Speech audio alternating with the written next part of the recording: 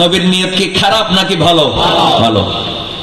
তো রাসূল করিম সাল্লাল্লাহু আলাইহি ওয়াসাল্লাম চিন্তা করলেন, আচ্ছা আমি একটা কাজ করলে কেমন হয়, একটা নির্দিষ্ট টাইম করে দেব, ওই টাইমে আবু হুরায়রা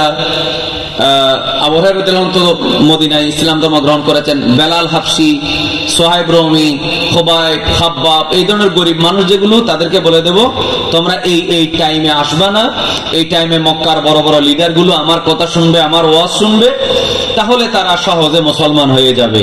রাসূল করিম সাল্লাল্লাহু আলাইহি ওয়াসাল্লামের উদারতা, মায়া মমতা কম না বেশি? বেশি। তখন নবী করিম সাল্লাল্লাহু আলাইহি ওয়াসাল্লাম চিন্তা করতেছেন, আমার নবী তো দয়াবান, আমার নবী তো রাহমাতুল লিল আলামিন।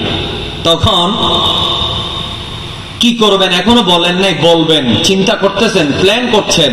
এদেরকে বসানো দরকার যারা নিজের মেয়েকে জীবন্ত কবর দেয়, যারা নিজের মেয়েকে হাটে বিক্রি করে দেয়, যারা মানুষকে গরু ছাগলের মতো দিনে দুপুরে জবে করে দেয়, যাদের কাছে মানবতা নাই, সে সমস্ত মানুষগুলোকে আমার কাছে রাখলে মানবতার ফায়দা।